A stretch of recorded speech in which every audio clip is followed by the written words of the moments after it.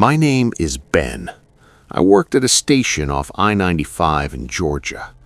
I saw a lot of weird things, drug deals, fights, drunks, but I never locked the front doors.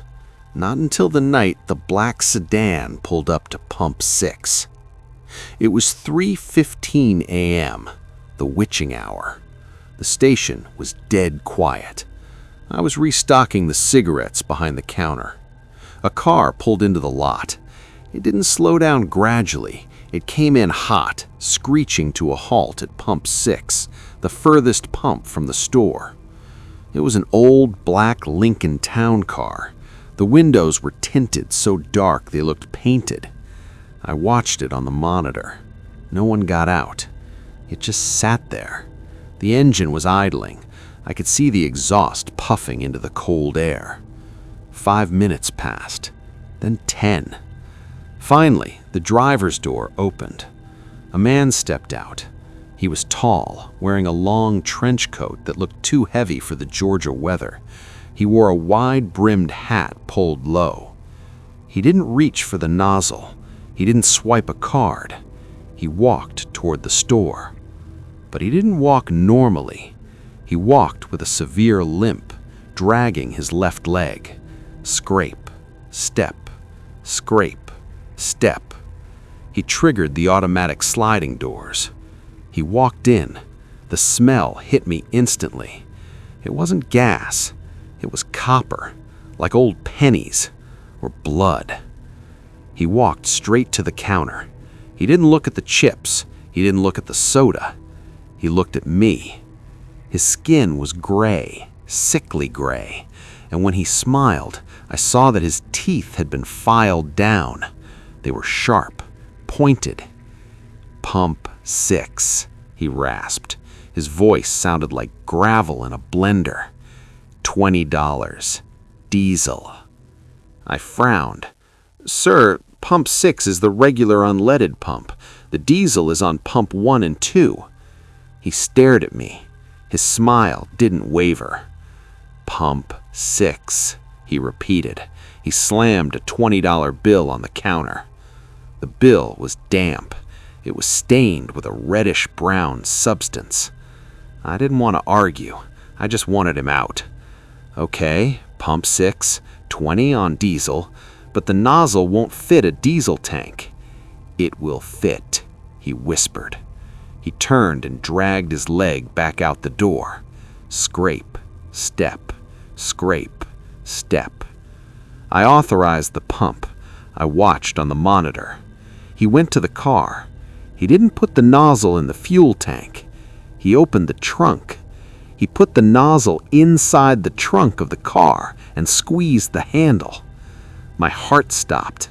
He was pumping gas into the trunk. "What the hell?" I muttered.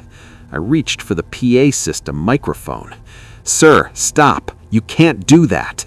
He ignored me. He just kept pumping. Then I saw movement in the back seat of the car. The window was cracked just an inch. A hand pressed against the glass. A small hand.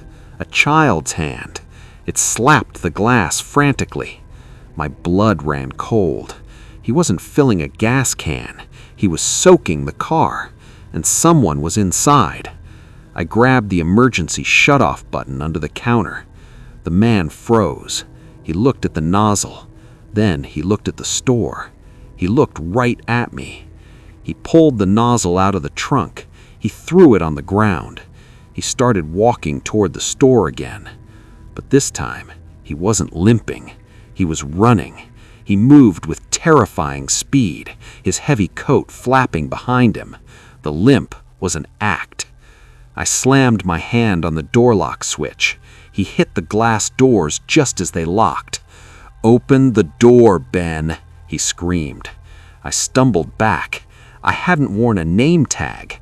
How did he know my name? He started pounding on the glass with his fists. "I need a lighter. Sell me a lighter." He reached into his coat and pulled out a tire iron. He swung it at the door. I ran to the back office and locked the heavy steel door. I dialed 911.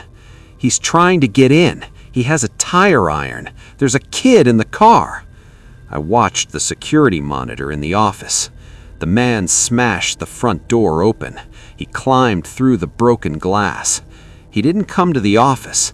He went behind the counter. He grabbed the display rack of Bic lighters. He grabbed a handful. Then he ran back out to the car. "No!" I screamed, dropping the phone. I ran out of the office. I had to stop him. I burst out the front door. The man was standing by the open trunk of the Lincoln. He flicked a lighter. "Hey!" I yelled. He looked at me. He smiled, that jagged, filed-toothed smile. He dropped the lighter into the trunk. The trunk erupted in fire, but there was no scream. The man laughed.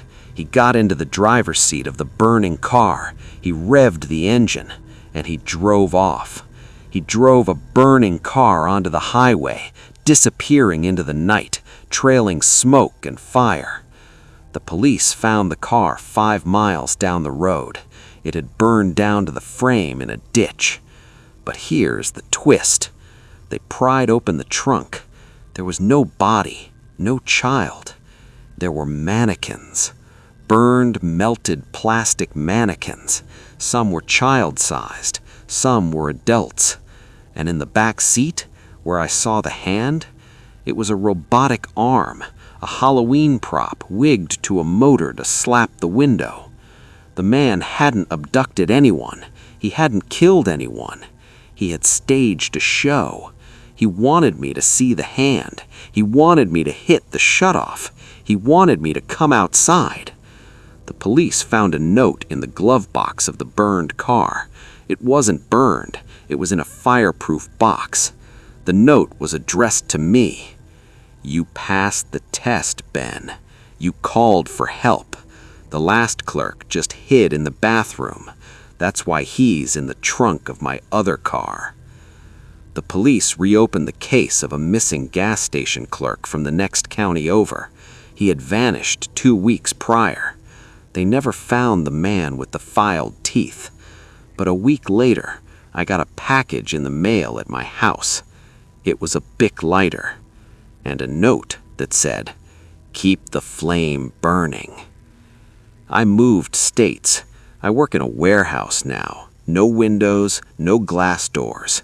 And I never, ever stop for gas at night, because I know he's still out there, driving the highways, looking for the next clerk to test.